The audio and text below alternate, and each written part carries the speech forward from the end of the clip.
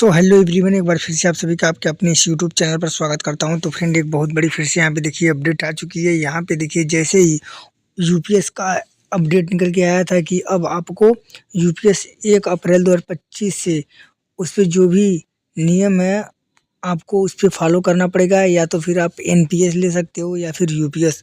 तो यहाँ पे देखिए फिर एक अपडेट निकल के आई कि एनपीएस का नाम परिवर्तन करना कार्मिकों की समस्या का मूल समाधान नहीं। मतलब कि यहाँ पे जो कर्मचारी डिमांड कर रहे हैं कि हमें सिर्फ और सिर्फ ओपीएस चाहिए, तो क्या गवर्नमेंट यहाँ पे ओपीएस देगी या फिर यूपीएस और एनपीएस का खेल खेलती रहेगी? तो फ्रेंड, वीडियो के अंत तक बने रहिए और इसमें सब कुछ डिटेल में चर्चा करने वाले हैं कि क्या क्या इसमें बोला गया। देखिए यहाँ से स्टार्ट करते हैं। यहाँ पे लिखा है बिजनौर अठेवा पेंशन बचाओ मंच वर्ष 2013 से राष्ट्रीय अध्यक्ष विजय कुमार बंधु के नेतृत्व में शेयर बाजार पर आधारित नई पेंशन स्कीम के विरोध में आंदोलित है, क्योंकि नई पेंशन व्यवस्था केवल पूंजीपतियों को मजबूत करने की स्कीम है। सरकार देश के शिक्षकों एवं कर्मचारियों के वेतन का 10% एवं 14% सरकारी अंश को पूंजीपतियों को देकर केवल देश की अर्थव्यवस्था को कमजोर और पूंजीपतियों को मजबूत करने का कार्य किया गया है। अटेवा ने नई पेंशन स्कीम का विरोध करते हुए पुरानी पेंशन बहाली की मांग की है। फिर कह रहा कि निरंतर देश के अनेक संगठनों के सहयोग एवं समाधान से आंदोलन जारी रहा। आंदोलन के क्रम में देश के सभी राज्यों में एनएमओपीएस के बैनर तले अनेक छोटे बड़े आंदोलन किए गए। और फिर यहाँ पे देखिए ये रहा। और फिर यहाँ पे देख लेते हैं जो मेन टॉपिक है उसका। यहाँ पे आ जाइए। यहाँ पे देखिए लिखा है कि पूर्व विज्ञापति पर कार्यभार ग्रहण करने वाले शिक्षकों एवं कर्मचारियों को पुरानी पेंशन व्यवस्था का लाभ दिया गया, और अब केंद्र सरकार ने एनपीएस के स्थान पर शेयर बाजार पर ही आधारित UPS scheme unified pension scheme को लागू करने का प्रस्ताव लाया गया, जो शिक्षकों एवं कर्मचारियों के भविष्य की आर्थिक सामाजिक सुरक्षा के खिलाफ एक बड़ा षड्यंत्र रचने जैसा है।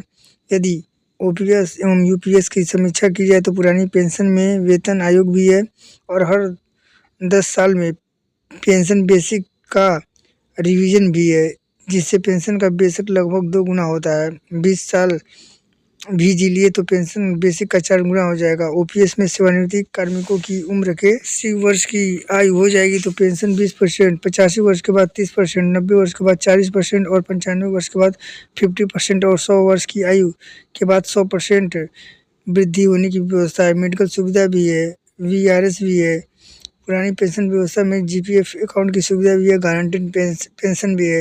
यदि केंद्र सरकार द्वारा यूनिफाइड पेंशन स्कीम को देखा जाए तो कर्मचारियों को एनपीएस या यूपीएस में से एक चुनने का विकल्प होगा। 10 वर्ष या उससे कम सेवा करने वाले कार्मिकों को 10,000 मासिक पेंशन के रूप में दिया जाएगा। अगर किसी शिक्षक एवं कर्मचारी ने न्यूनतम 25 वर्ष सेवा कार्यकाल पूरा किया तो सेवानिवृत्ति के समय अंतिम 12 महीने के औसत वेतन का 50% पेंशन के रूप में दिया जाएगा। यदि किसी पेंशन भोगी की मौत होती है तो उसके परिवार को मृत्यु के वक्त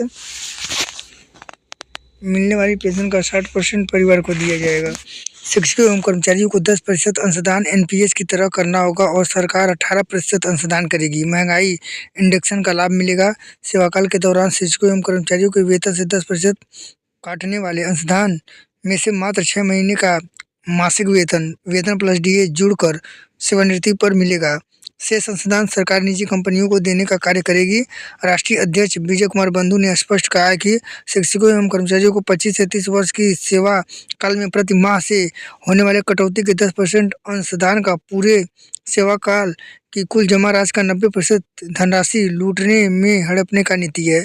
तो फ्रेंड, ये रहा। इसमें साफ साफ ये बोला गया है कि जो यूपीएस एनपीएस और ओपीएस था उसमें क्या क्या बेनिफिट था और उसमें क्या क्या अंतर था।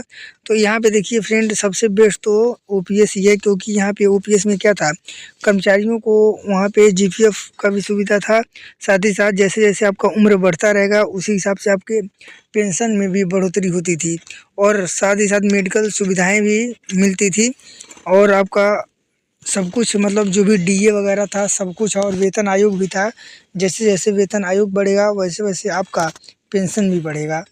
तो फ्रेंड, ये सब अपडेट थी। लेकिन यहाँ पे जो एनपीएस और यूपीएस है इसमें ऐसा कुछ नहीं है। तो कुल मिला जुला के हमारे लिए अच्छा क्या है, ओपीएस है। तो ओपीएस के लिए आप लोग आंदोलन करें, तभी जाके सभी कर्मचारियों के हित में कुछ बात बनेगी और सभी कर्मचारी इसके लिए एकजुट होकर यहाँ पे आंदोलन में भाग लें। मिलते हैं नेक्स्ट वीडियो में, तब तक के लिए जय हिंद, वंदे मातरम।